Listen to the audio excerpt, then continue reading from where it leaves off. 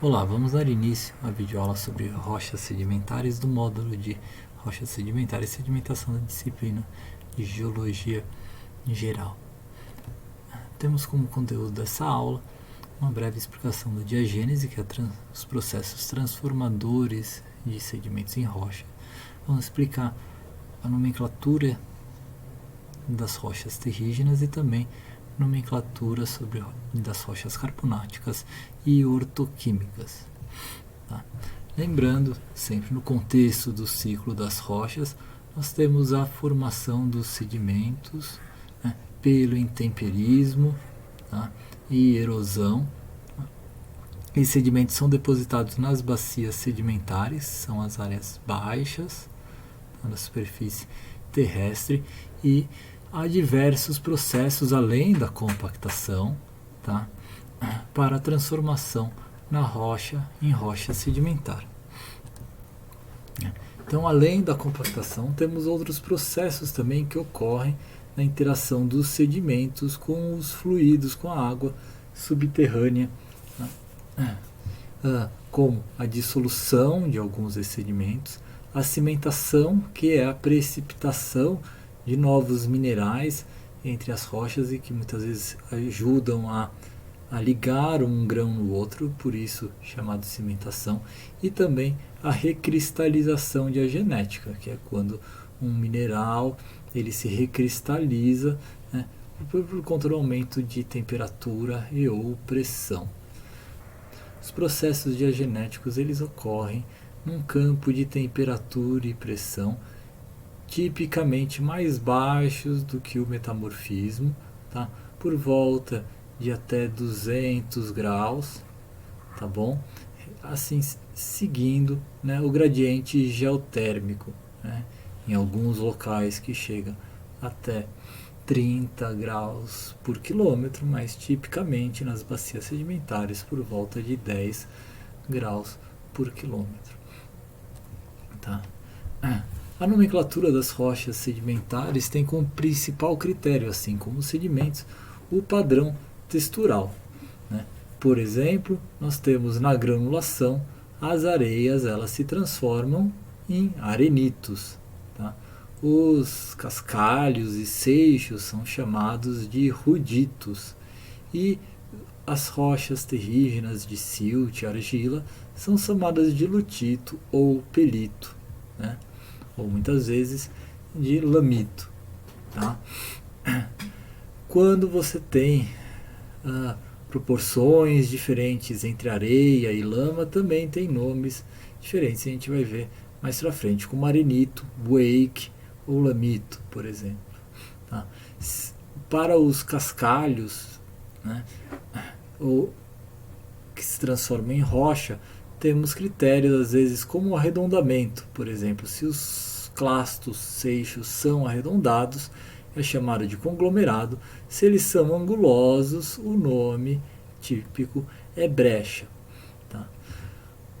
O conteúdo e o critério mineralógico também é utilizado para dar nomes aos sedimentos terrígenos, né? Mas normalmente é para o sobrenome, tá? Ou um prenome. Tá bom? Então, por exemplo, um arenito, um quartzo arenito, um arenito quartzoso, tá? Um rudito feldspático, tá? Um rudito com fragmentos líticos, isso daí são nomes bem comuns, tá bom? Já para os carbonatos, o critério também é textural, vamos ver em detalhes mais para frente, mas eles podem ter ou um paralelo como os terrígenos, né, de rudito, arenito e lutito, você pode chamar de calci-rudito, calcarenito ou calci-lutito. Então é um prenome, né, mas o principal ainda é o critério textural. Tá? Então, né, no mesmo esquema apresentado para os sedimentos, temos aqui, né, o nome, né, principalmente pelo tamanho de grão, arenito, por exemplo, arenito médio, né, bem selecionado. A gente pode colocar alguns critérios e como feições genéticas, como com cimento carbonático, porque é algo que vai ajudar a descrever a sua rocha. Tá? Então o silt avermelhado vai virar um siltito avermelhado, né? Tipicamente a gente tem aqui a terminação ito para indicar a rocha. Tá? Os terrígenos, né? Outro critério de classificação dos terrígenos é a proporção entre o arcabouço, que são os grãos maiores, tipicamente de fração areia ou cascalho, seixos, e a matriz, que tipicamente é silt e argila, que são os finos. Tá?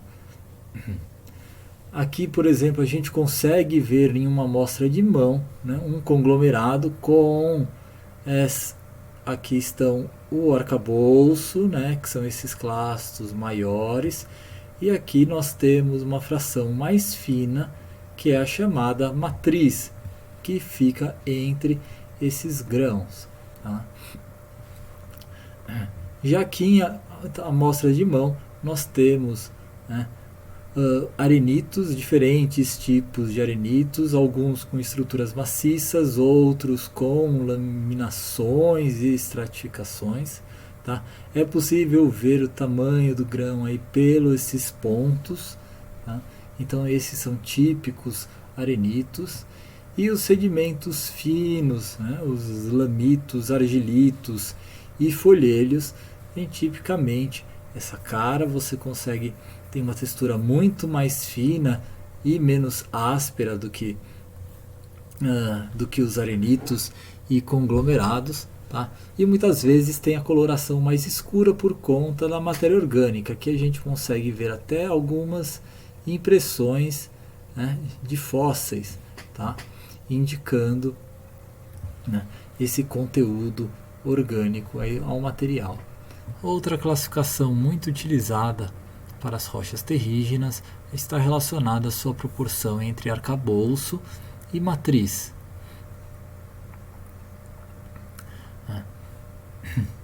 E foi formalizada por DOT 1964. Tá? Então, se você tem até 10% de matriz, a rocha é chamada de arenito e tem como sobrenome os constituintes, né, principais. Então pode ser um arenito lítico, um arenito feldspático ou um quartzo arenito. Entre 10% e 70% de matriz, eles são chamados de wakes, né, em português muitas vezes traduzidos para grauwacas. Tá? E também pode ter sobrenomes como quartzo wakes, wakes líticos ou wakes feldspáticos. Já para cima de 70% de matriz, quer dizer, de finos, né, silt ou argila, a nomenclatura é de lamitos. Tá? Então o predomínio aqui é de lamitos, pode ter até 30% de areia, mas o nome dado é o lamito. Tá?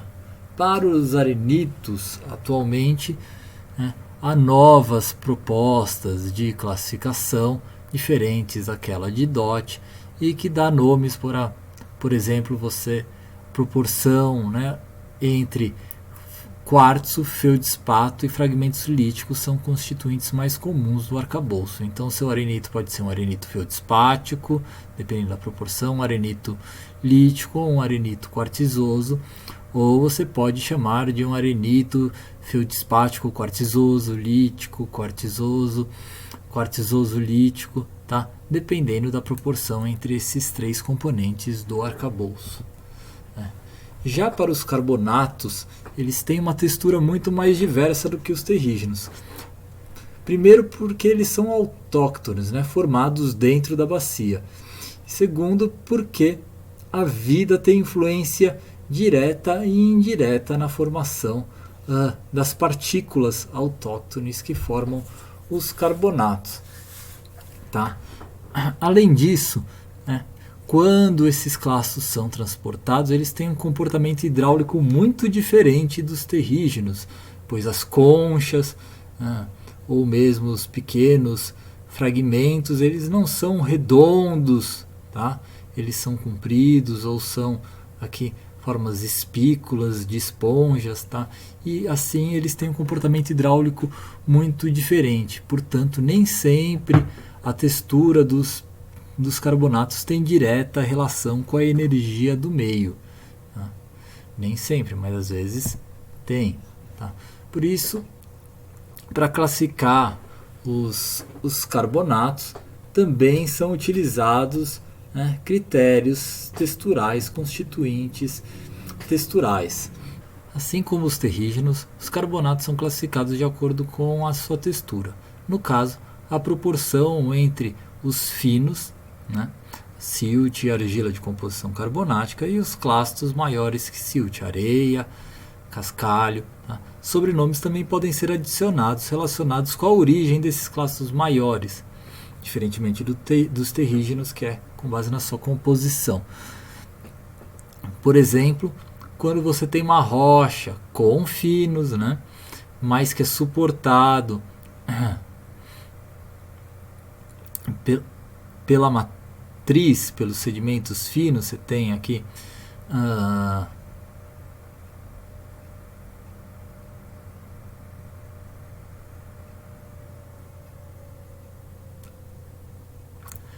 retomando. Assim como os terrígenos, os carbonatos são classificados de acordo com a sua textura. No caso, a proporção entre matriz finos de composição carbonática e os clastos maiores que silt, a fração areia ou cascalho. Tá? Sobrenomes podem ser adicionados relacionados à origem dos clastos maiores.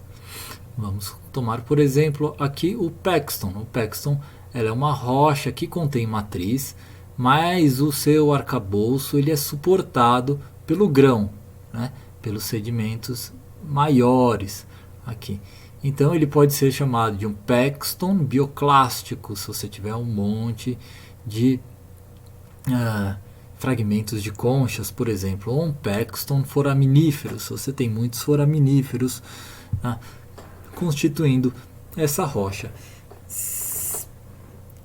Se ela é suportada pela matriz e tem menos de 10% de grãos, o nome do carbonato é de mudstone. Tá? Se ela tem mais de 10% de grãos, mas ainda é suportada pela matriz, chamado de waxstone. Tá? Se não tem matriz e tem somente grãos, como se fosse um arenito limpo, né, nos terrígenos, é chamado de grainstone. Tá bom? Essa aqui é a nomenclatura de Durham de 1962, que é uma das mais utilizadas. Tá?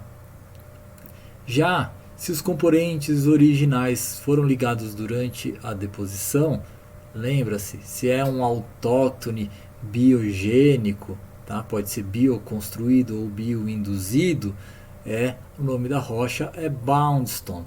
Tá? Aqui, né, essas aqui, o Mudstone, Waxstone, Paxton e Grainstone, tiveram transporte mecânico, então são fragmentos, né, intraclásticos, mas são fragmentos alóctones, tá? Alóctones, então sofreram transporte mecânico. Muitas vezes o que ocorre durante a diagênese, o carbonato ele é recristalizado muito facilmente. E se ele perde a textura composicional, ele é chamado de carbonato cristalino. Tá? Também é bastante comum de ser encontrado.